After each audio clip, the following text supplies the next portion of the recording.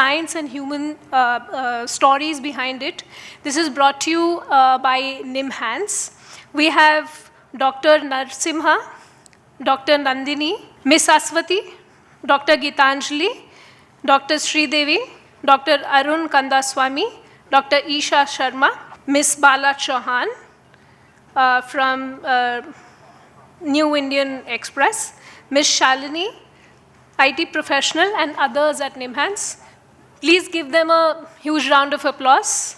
And let's get started with this session. This session is a very interactive session which will have a skit and also a very engaging panel discussion. So please be with us and please welcome all the speakers. Good afternoon, everyone. Thank you for joining us at the National Mental Health Festival panel on Understanding Addiction, the Science and Human Stories Behind It. I am Dr. Narasimha. I'm Assistant Professor at Center for Addiction Medicine, Department of Psychiatry, NIMHANS. And it's an honor for me to be part of this panel moderating this session. Today's discussion is enriched by long-standing commitment of Center for Addiction Medicine, NIMHANS, which has completed 32 years of dedicated service in addiction psychiatry. Through groundbreaking research, compassionate clinical care, and rigorous training programs, the center has become a leader in understanding and addressing addiction from multiple perspectives. This legacy continues as we strive for greater awareness and more comprehensive support systems for individuals and families affected by addiction. So now let me introduce our esteemed panelists. Dr. Arun Kandaswamy, sir, is head of Center for Addiction Medicine with extensive experience in addiction treatments. Welcome, sir. We have Dr. Gitanjali. Madam is clinical psychologist, faculty at Center for Addiction Medicine, specializing in understanding the psychological processes and impacts of addiction. Welcome, madam. Dr. Isha Sharma, madam is faculty at Child and Adolescent Psychiatry, whose research predominantly focuses on vulnerability factors and prevention strategies. Welcome to you, ma'am. We also have Miss Bala Chauhan. Madam is a journalist from the New Indian Express with years of experience reporting on addiction and mental health. Welcome to you, ma'am. We will be shortly joined by Dr. Sridevi. She is psychiatric social worker. Madam is also faculty at Center for Addiction Medicine, NIMHANS. So our goal for today is to explore the science behind the addiction, share some of the personal experiences, and discuss ways we can support those on the path to recovery. So this will be our goal. So I would like to start the panel with Dr. Arun. Sir, people think of substance use and addiction as a choice and moral problem rather than a medical disorder. What does your experience suggest? What does addiction as a disease mean? Yes, the general belief system is that substance use is something which people do for recreational purposes, and that is under one's control, right? It is true to some extent, that too in the earliest stage of using a substance. But there's a but over there. When people start using those substances for a longer period of time, there are certain things which happens to them. By them, I mean to their brain, to their psychology, to their social milieu, something which happens to them. That makes the substance use as a long-term problem for them. Like, what started as a choice and a voluntary activity eventually becomes more and more involuntary, and that's when it is called as addiction. The general understanding is that like everything is addiction. No, not necessarily. For example, we can take alcohol.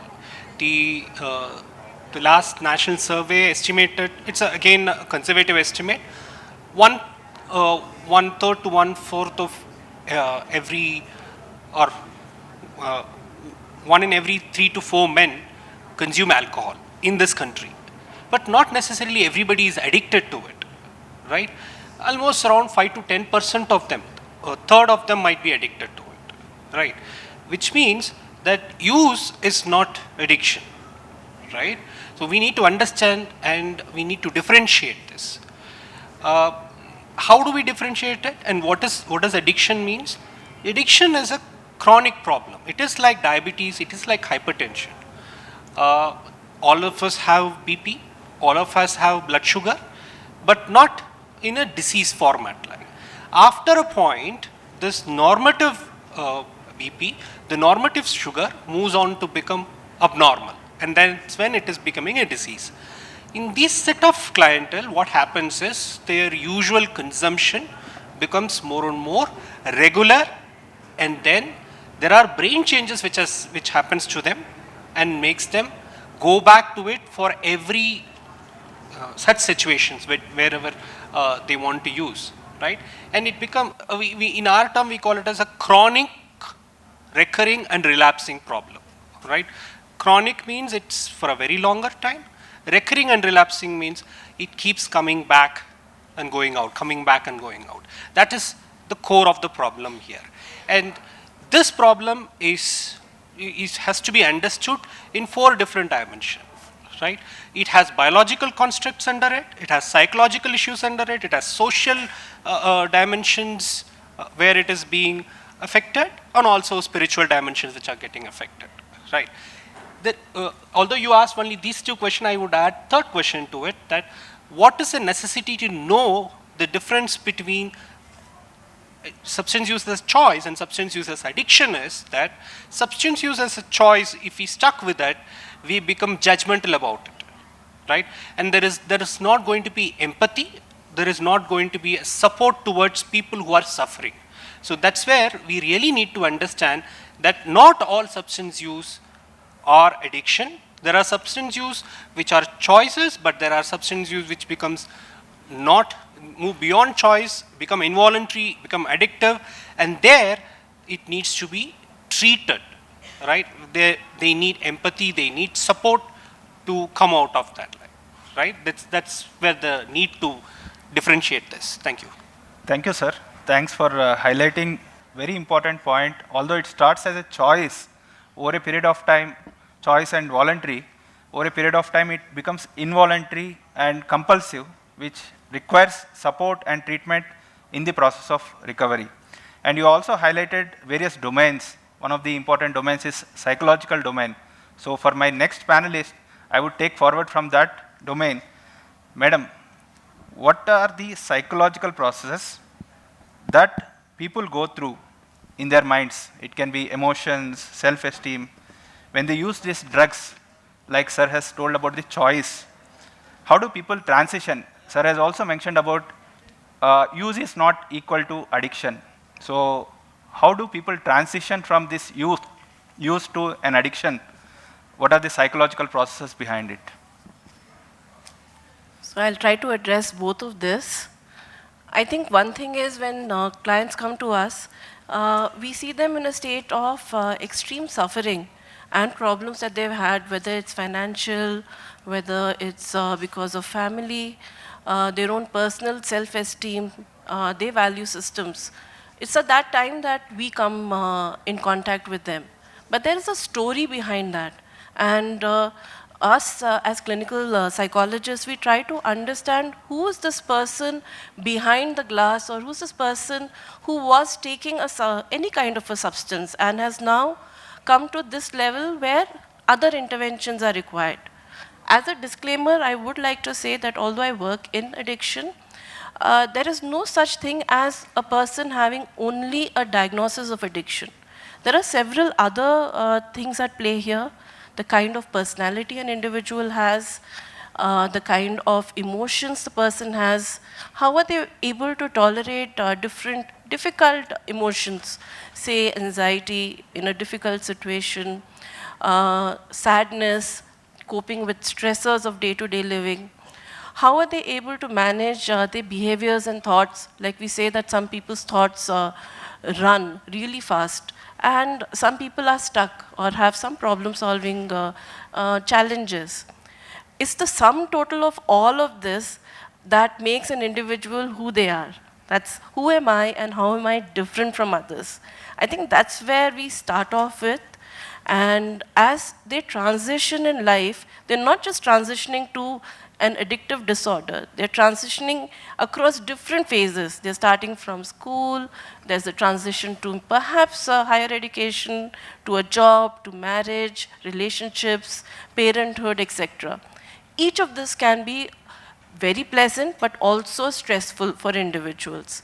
And in the course of people who have vulnerabilities that I think will be also discussed today, it is possible that the person who was just using a substance, maybe for experimenting, maybe to be with his friends, their friends, maybe because they were feeling low and they wanted an exit, at some point these vulnerabilities can actually escalate into what we call as addiction when they come in here. It is not a linear process. It's not that a person who's a user will become someone who then becomes a sporadic user or a more frequent regular user and then move into addiction. It can happen at different levels. I think for us, it's very important to be mindful when they come in for counseling or therapy that we move away from just labels, use those labels only to inform the kind of therapy and intervention, pharmacological or otherwise, that we would want. But beyond that, try to work with the person itself. And we do that in various ways that all of us in the team will be talking about subsequently. Thank you, ma'am. One important point I could perceive from from what you have told is this transition just not happens from use to disorder, although you have mentioned that it is not a linear way how it transitions. And during this transition, people also transit through various stages of life which could be stressful, and also the vulnerability that contributes along with the stress that contributes to this transition. Thank you, ma'am. I will come back to you with more questions. And as I talk about vulnerability, I would ask, again, you have told that some people are more vulnerable than others. So I would ask Dr. Isha, can you predict who can go into addiction? For example, parents using substance, poverty, ADHD. You had a talk in the morning about ADHD. Are there people who are vulnerable? Do you wish to share some of your findings from CVEDA or Param? Yeah. So yes, there is a vulnerability, but no, you cannot 100% predict. There is a vulnerability. We know that, Dr. Gitanjali was also talking about some personalities, some traits that we might have that make us more impulsive, more prone to experimentation, to risk-taking, novelty-seeking. So these are some traits that we find are there in the background, especially with young people. So young people don't start, a lot of times the experimentation and everything that starts in adolescence happens in a certain context, that there's a peer relationship, or maybe there is some modeling by adults in the family. So, there is a certain social context in which a young person may, use it for the first time or experiment it. So it's a little different from, how adults start using, where sometimes the reasons can be, personal difficulties, life stresses, and so on and so forth. But for young people, it's more about what is the context, and in that context, if this young person is somebody who, likes to try out new things, is, excited and impulsive, then, more likely to take these things up. But I think the situation really is one of, what is the balance in this young person's life? So the vulnerability factors versus all the pro-addiction or the pro-substance use factors, so how are these two balancing each other out? There are so many families, and, when I remember when we were recruiting participants for the CVEDA study, there are so many families that come to the Center of Addiction Medicine OPD where, there may be parental substance use, but the children were fine, there was no problem as such, and this child was already 13, 14, 15 years old, whereas there were other families where, we were noticing some risk markers, and, one obviously asks the question that what makes this difference? So even in the context of social vulnerability, parental modeling, and so on, are there other factors such as simple things as, is there regular school attendance? Is the other parent more available? Are there other adult models in the family? So it is this balancing of the vulnerability and the risk factors that probably actually determines, what's going to happen to this young person. Dr. Arun was talking about, how when a person starts using a substance, it starts doing something to them biologically, psychologically, and socially. And just to state that the younger this person is, the more pronounced these changes are going to happen. So I think one of the critical interventions that one does as a preventive model for addiction, addictive disorders is to delay the first stage of drinking. So how do you delay the first time a person uses substance? And which is basically balancing out these vulnerability and resilience factors. So how do you delay that? Because what happens, the younger the brain, the more rapidly it is changing, the more susceptible it is to environmental influences, to stress, and to substances. So the more likely that there is going to be a problem. So the problem with the adolescent substance use is not just about young people wanting to experiment, but experimenting in what context, and then, how do these different vulnerability and resilience factors play out in this young person's life. And in fact, even when this entire social stress, hypothesis directly plays into the work that we do with young people, because the work is unlike with adults, where perhaps talk around the substance or, actually discussing, what withdrawal, intolerance, and so how the addiction-specific factors play out, that's an important conversation to the best of my understanding when you're working with adults. But with children, you're actually focusing more on the vulnerability and strength factors. You're not directly going to have a lot of conversations around the addictive substance. The conversations are all going to be about, what do we do about school? Who is a responsible adult around this person? So the conversations are not around the substance, but around more and more about this person's life. Thanks, ma'am. I think you have struck on the point that delay the initiation of substance use, the later or the earlier it is, the stronger is the risk. Second, it's the balance between the vulnerability and the resilience, which actually could be one of the predictor, and how we identify and address this vulnerability is an important factor. And you have also touched upon some of the social contextual factors. So with that, I would ask Ms. Bala Chauhan. Madam is the journalist at the New Indian Express. We often see addiction covered from different perspectives, with a moralistic view, sometimes as an evil in the society, and very rarely, as we are discussing, as a medical disorder. What are your thoughts on it? If you have recently seen, WHO has released a document on how do you report about addiction. So they also tell that at the end of your reporting, you have to give a helpline number for people to seek, or a support for people to seek help, which we generally don't see. So what are your thoughts on it? Good afternoon, everyone. Thank you for inviting me for this seminar. Let me just first say that media is representative of the society.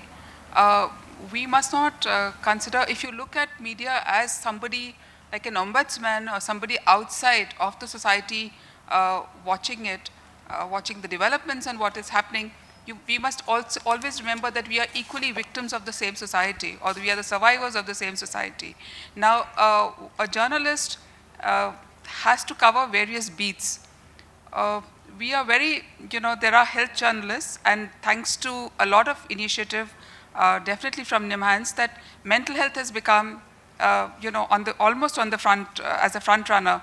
So there is a lot of focus on mental health, and as media reports and as changes happen in society, so the language of reporting also changes. Earlier, pardon me for using words which may be offensive, but I'm just giving you as a matter of example, like people with disabilities who are disabled people. Now that language has changed completely. we call them people with special abilities, you know.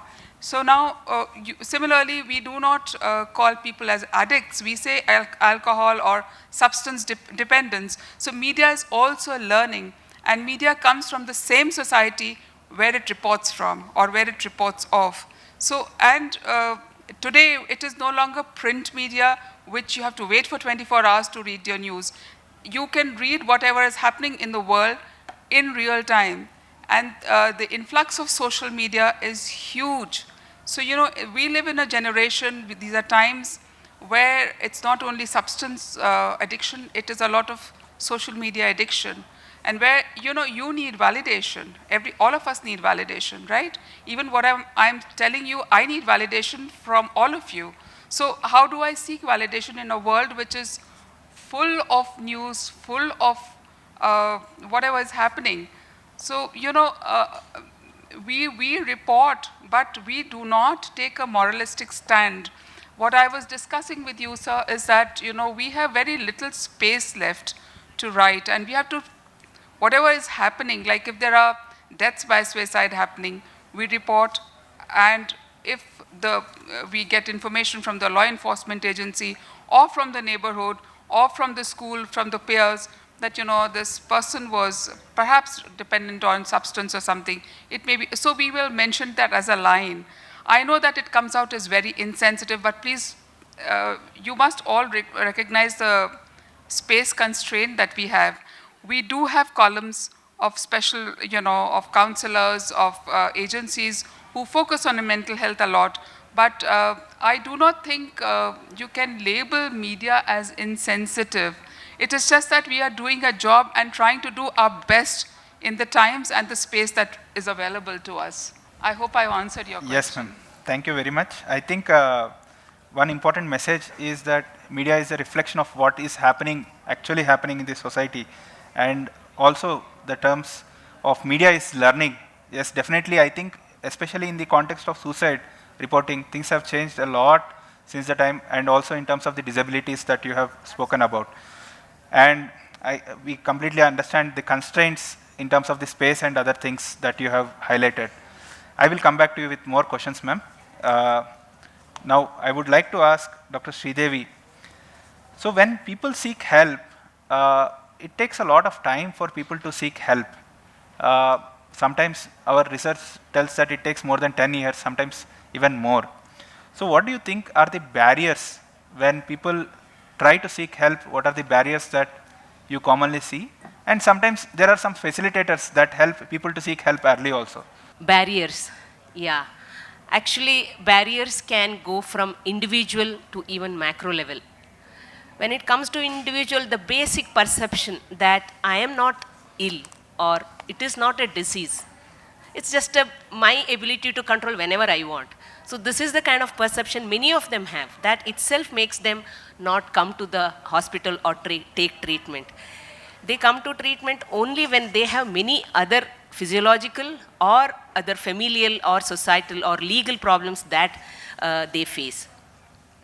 And many a times they also have the perception that this cannot be treated with medicine. So many of them don't even know that treatment is available for, this is a disease and treatment is available. So that is another challenge. And sometimes, as Dr. Geetanjali was mentioning, the personal traits or traits of the individuals, that either they are very anxious or sometimes they are fearful or even sometimes low self-esteem, even some of the times psychiatric morbidities that they have. So all these things restrains them from coming to a treatment center. This is with regard to individual. When it comes to familial, you have many members in the family or relatives, they themselves take. So where is the person getting the motivation to stop? Because in and around, in the friend circle or in the relative circle or during function or any such events, this is commonly there. So getting personally motivated to come to the hospital is another challenge that we face. And even family is not very supportive most of the time to bring the people to treatment centers. Actually, one of the studies that was conducted by one of my students, where women with alcohol users were mentioning that there is nobody to bring us. Even we tell that we have certain difficulties, we have sleep problems, it's better we go to hospital once, there is nobody to bring us. So this is the kind of support system sometimes we observe. And social barriers are many. Stigma and perception of the society. He is alcoholic, or using the such names, or there is a character fault, sometimes makes them really not come to the level of treatment centers. Apart from this, we have structural barriers actually. Treatment centers are not many for people to access the treatment, and treatment centers are not having a specialized or the treatment specialist who can treat these certain complications with regard to the alcohol or other related problems. And legally, if we see, I think there is exclusionary system wherein they are more getting criminalized than being treated. And harm reduction is not the concept that exists in the legal system. So, I mean, if we make a list of things, there are many barriers that are there in our society. Thank you, ma'am.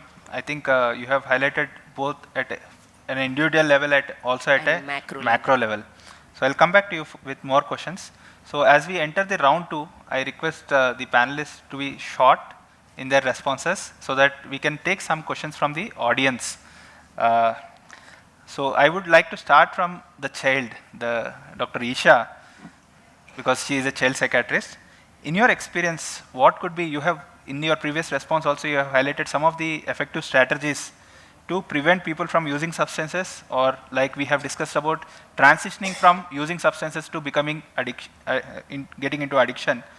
What are your thoughts at an individual level, family level, or at a community level? We'll not go into the policy level because it takes another round of panel discussion. So at 3 levels, what is your thoughts in terms of what are the effective strategies? Yeah, I think, you know, in terms of when we talk about this concept of designing spaces for children, you know, you talk about the concept of inclusive education, talk about inclusive schools. Now, if you really think about what, you know, these concepts and terms mean, they're basically saying spaces and schools and systems where all children can flourish, isn't it? So the idea is that the more capable our, you know, families, our schools, and our communities are to allow, you know, children with different temperaments, with different, you know, learning abilities, with, you know, neurodiversity. We were talking about that this morning.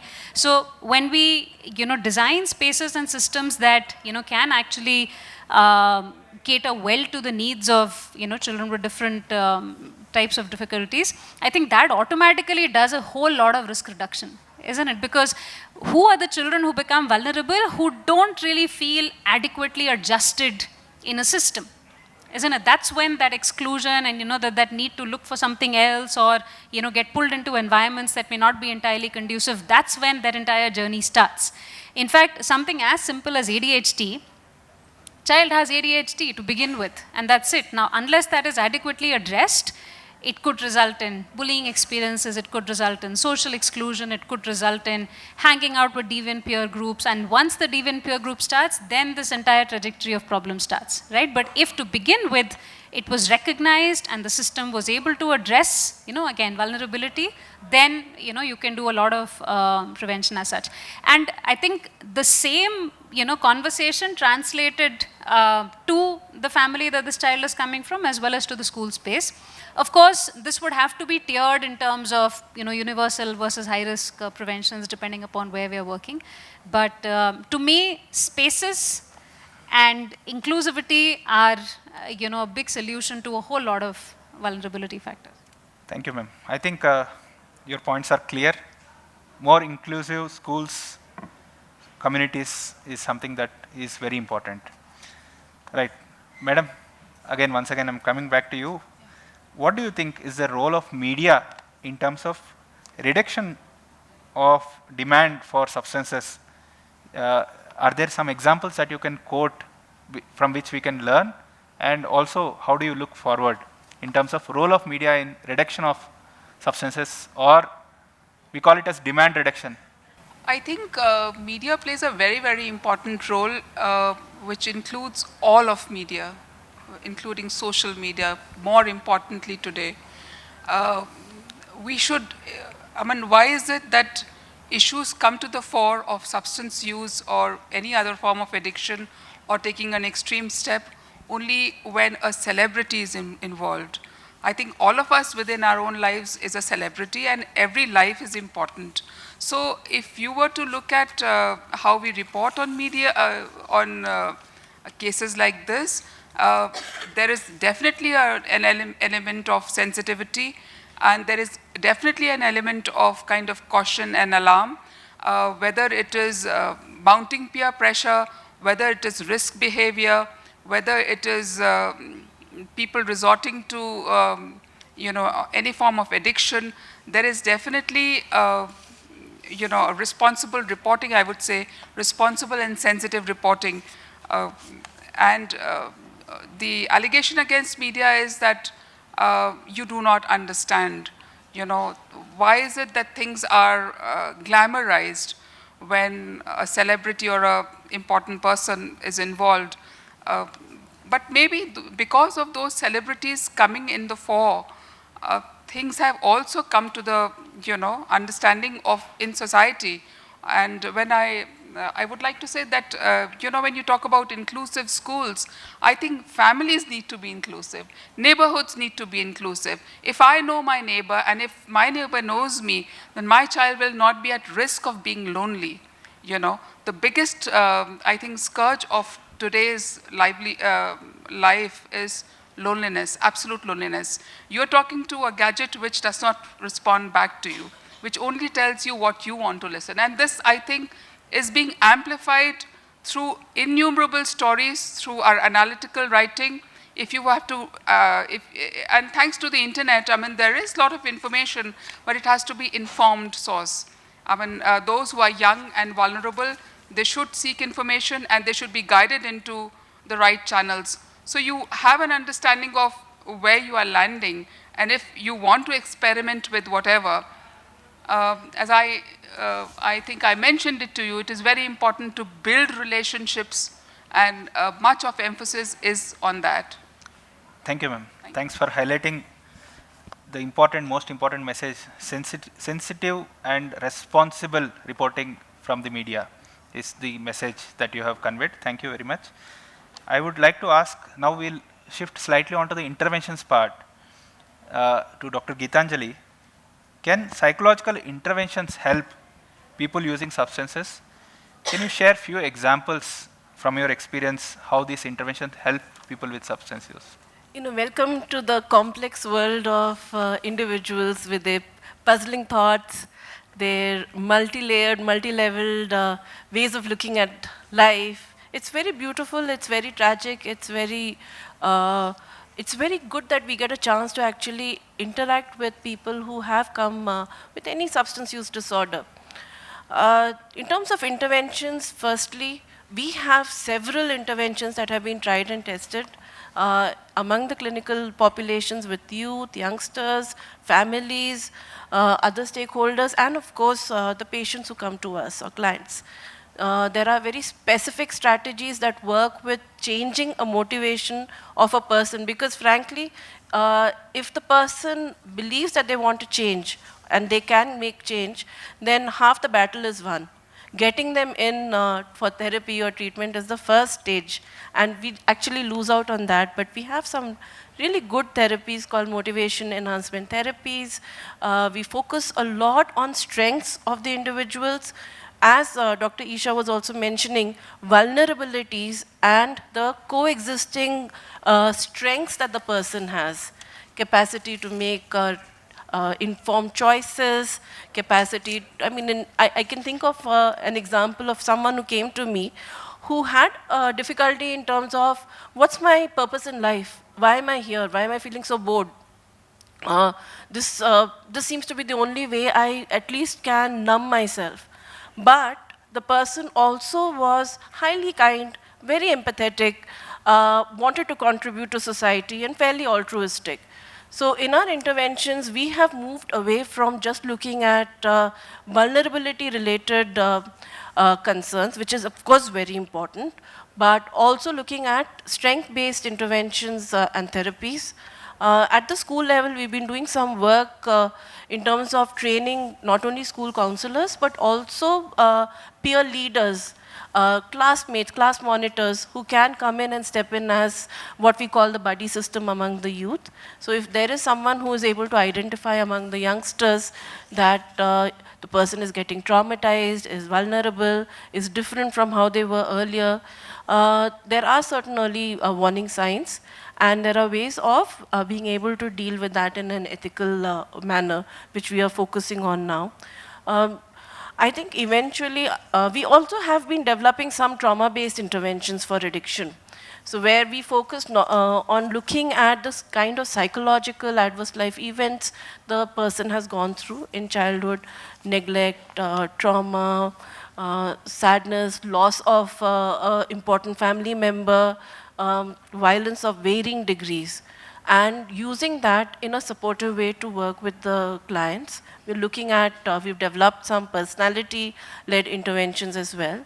I don't want to take up too much time here, but I would say that therapies are there, whether it's at the school level, college level, individual level, and it's all about trying to make the person recognize that they want to make a change in their life. That's it. Thank you, ma'am. Thanks for taking us through different sets of therapies that are done at NIMHANS and also across the world. And also, you have mentioned most of these therapies are evidence-based, which focuses on not just on the vulnerability, but also on the comorbidity, identifying meaning or purpose, and which are ethical. And you also mentioned about your work on trauma-focused therapies. So thanks for that. Maybe I can ask Dr. Sridevi to give a 1-minute response in terms of how do you break, because you spoke about various barriers. Can you give 1 or 2 examples in terms of, because your work is also on women with substance use disorders, can you give us a 1-minute response on how do you break these barriers for them to seek treatment? Basically, as I explained, individual or familiar or social or structural. So in the same way, I think interventions or support also can be planned. At individual level, motivation is the major thing that Dr. Geetanjali has already covered, how an individual can be convinced to come for treatment. And when that barrier is dealt, then many of the other barriers sometimes falls in place. Family gets a belief in him that, or trust in him that he can be improvised and he can be a better person. Then AA and other support systems that are available in the society also to be accessed, so that even if not to the treatment center, even the support system, peer support system exists for these individuals. And also treatment centers should give more and more awareness programs. Like this program is one of such demystifying thing, is I would say. Similar programs in the communities, awareness programs, information through media and other channels also have to be addressed. And also healthcare system can be a little more sensitive in dealing with these people, so that they are more and more accepted in this fraternity also.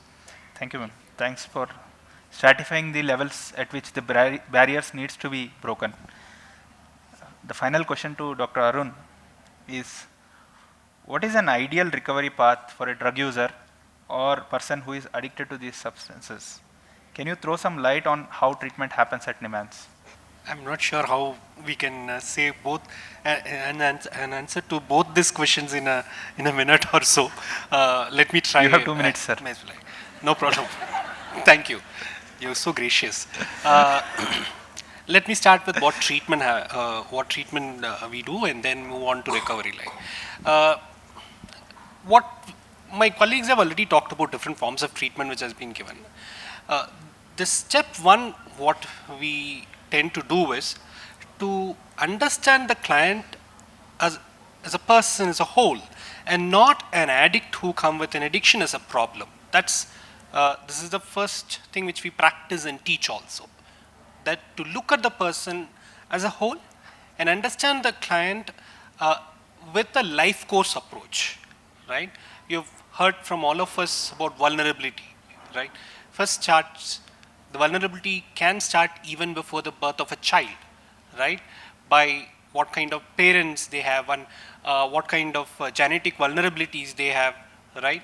Understanding that, and then moving on to the developmental vulnerabilities in terms of how the parenting was, what kind of environment they grew up, what kind of stresses, both the positive and negative stresses in which they were there, if there was school-related issues, bullying and other aspects, learning difficulties, if they went through all of this.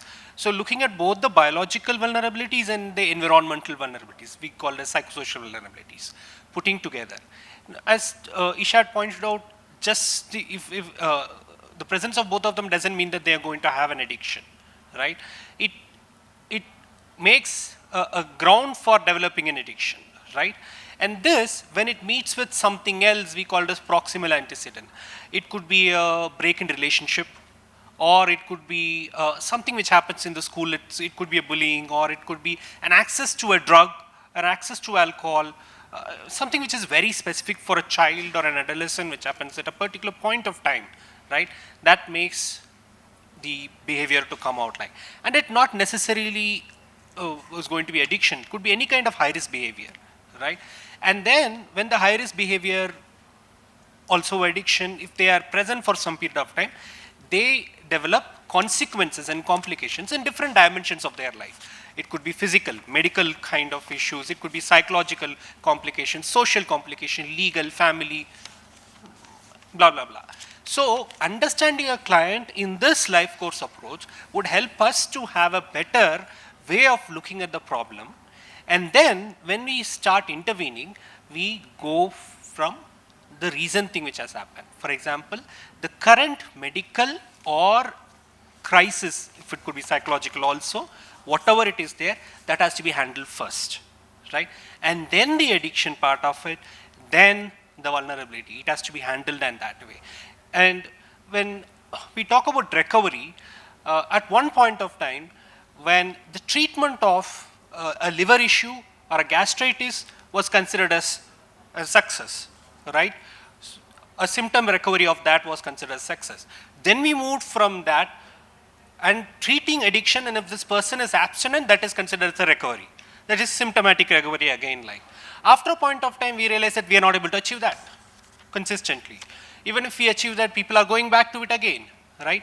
So then we moved on to looking at functional recovery in different dimensions of their life, how they are functioning, right? Even if substance use keeps coming and going, because we understand that it's a recurring and relapsing problem, how to make them as efficient in their functioning as possible. Over a period of last decade, we are understanding that even this level of recovery is not enough. We need to look at something which we call as personal recovery, or something which is called as spiritual recovery. People can call whatever you want.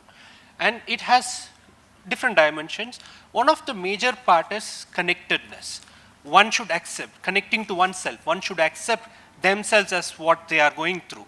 And then ability to connect with the people around them, like hope and optimism and identity, getting over the stigma and able to approach for help, right? Meaning and purpose not for their ideal self, meaning and purpose for, bad word is, their bad self or a screwed self, right?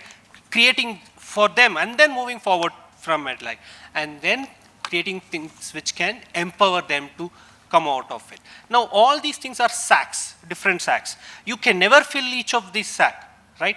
But as much as possible, we need to put coins in each of this. Whenever it is possible, we need to put coins in each of this. When we are talking about a recurring and relapsing disorder, we cannot achieve something which is absolutely perfect, right? We need to see how we can add rewards into each of this so that we can see as much personal recovery as possible, right? I consider this as a model for recovery. Thank you. Thank you, sir. Such a wonderful explanation, starting from birth to the process of recovery and addressing all the, whatever all the panelists have told, and how these are incorporated into the philosophy of treatment that happens at NIMHANS or elsewhere.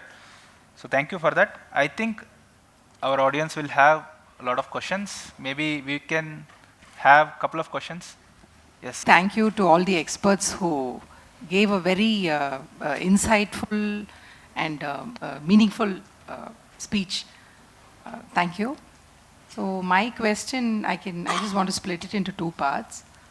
Now, if there is a genetic predisposition to addiction, and with the changing social milieu in most of the cosmopolitan cities where substances are readily available, especially in a city like Bangalore. Now, how do, okay, if there is adolescents are starting to use some substances when in college, and then, so would a change of environment help? They are in the middle of studies, there are a lot of challenges they have to navigate when they're in the middle of college. Say if somebody starts, student starts using due to some peer pressure or just out of curiosity, first year of college, they still have to navigate. So on a practical level, even if the parents are very keen to get them out of the addiction, how does one do it? And sometimes the individuals are not willing, then they fall into bad company, parental monitoring and surveillance is just not sufficient. So would a change of environment help? And what would be a long-standing path to recovery? You know, I feel it's a combination of a lot of factors. So, and sometimes conditions like ADHD, bipolar, all these things also, mood swings, they can also contribute to substance usage. So how do you sensitize the individual? Sometimes the caregivers have to wait. Do they have to wait for, even if there is early detection and intervention, it also depends on the individuals whether they want to come out of it. So how does one address this? Thank you. Thanks, madam. I think there are two components to your question, as you told, and it's a very important and practical questions for all the parents. So one component is change in the environmental vulnerability, environmental availability, or change in the environment. Will it help? What is a long-standing path for the recovery? Maybe for the environment question, I would like to ask Dr. Isha, and for the long-standing path, I would like to ask Dr. Arun to answer. Yeah, thank you for the question, ma'am. Yeah, I think it is definitely a clinically tricky situation also. You know, this young person sitting in front of you has just started going to college and all hell has broken loose just when they started going to college, isn't it? So it's, and I think the shift in environment would itself have also played on some vulnerabilities, you know, that were pre-existing. Maybe the school was, you know, more limited. There was not that much out of school engagement. Parents were also more involved. And now suddenly this young person is, you know, more kind of disconnected from the family in the sense that parents don't come and pick them up. And, you know, so that has created that, you know, that turning point where, you know, engagement with substances may have started. But having said that, I think when, you know, in a clinical context, we were to evaluate such a young person, it is perhaps not wise to, you know, make decisions that are, you know, very macro level and very big changes in life all at the same time. Because while on the one hand we feel that college entry and, you know, engagement with all these peers and less engagement with family may have resulted in the problem, but we also know that those same things are also doing a lot of good for this person. At the end of the day, there is a college, there is a course, there is engagement with the subjects that this person has taken, you know, and the parents are also, you know, there are pluses and minuses. So it's important to not, you know, take knee-jerk reactions around started here, so let's, you know, withdraw from here and all will be fine. Probably spending a little more time and understanding what were the vulnerabilities that, you know, made this life change happen. So was the vulnerability that, you know, there was more free time? Was the vulnerability that this person had difficulty in actually initiating friendships and, you know, just happened to get into the wrong group of people? Was the vulnerability that something went amiss in the parent-child relationship? You know, so it's important to identify that and then, you know, step by step create these changes rather than taking, you know, these knee-jerk one-time decisions. Thank you, ma'am. Your question is something which is very commonly asked in the clinical situation. The honest answer I can give is there is no magic one. Right? That's a honest answer. Like, I don't think so. My job is any less than some cardiothoracic surgeon or others as such. Like, because to convince an adolescent to stick on to what you're saying is going to be extremely difficult. And that too, if there was no enough communication till that point, and then suddenly it is being pushed on them, hardly it's going to be heard, right? There are a lot of things which needs to be done beforehand. Let's not talk about it, but that's something which is difficult. The best part I would say is that understand the uniqueness of that client, right? By unique I mean the strengths and the deficits, right? Understand that deficits exist, right? You are not able to change it immediately, right? We have to accept that part. And we need to invest on the strengths part so that we are not losing connection with that client, right? Or even for the parent, we are not losing touch with the kid. Half that, or most of the time what happens is, once the discovery happens, the environment is entirely toxic. There is no conversation which is normal happen after that point. And that adds to this vulnerability, that adds to that complication, and further they move away from the parents and nothing could be done over there. So as much as normalizing the value system within the family, as much as investing onto the strength of both the family and the client should start happening, right? It will be, we always have this writing reflex. We need to make it right.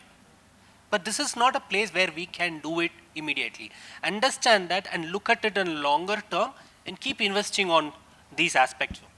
When you're finding it difficult, there are two things can be done. One, approach a good therapist or psychiatrist where I use this concept surrogate therapist, right? So the client, the family comes to me. The client has come once and the client goes off. It's not coming. But I would advise the parents to come to me, right? And the parents to take up some of this role as how the therapist or the physician would do something with the client. Or identify somebody else in the family who can be in that kind of connection with the kid, right? So that there is a mentoring which is happening. Mentoring is one of the best way of handling these problems, right? There are other things which we could do. One other aspect I usually insist on is don't go alone, right? Be aware of your kid, the kid's the kid's friends, and the family of those friends, right? And being in touch with them, going together with them, right, would help you to derive support and sort out some of these problems. Many parents have done that, and it is very helpful for them, right? Instead of blaming it on them, it's good to use them to move forward, because group risk taking is what is usually happens, right? If the group is also used to make something good, then it's very useful for us. Like, so we need to think of innovative methods that way. Thank you. Thank you, sir. So I would like to thank all the panelists for comprehensively covering across the factors that led to substance use, also in terms of the interventions that are there for the substance use, and also we have also discussed about the preventive aspects.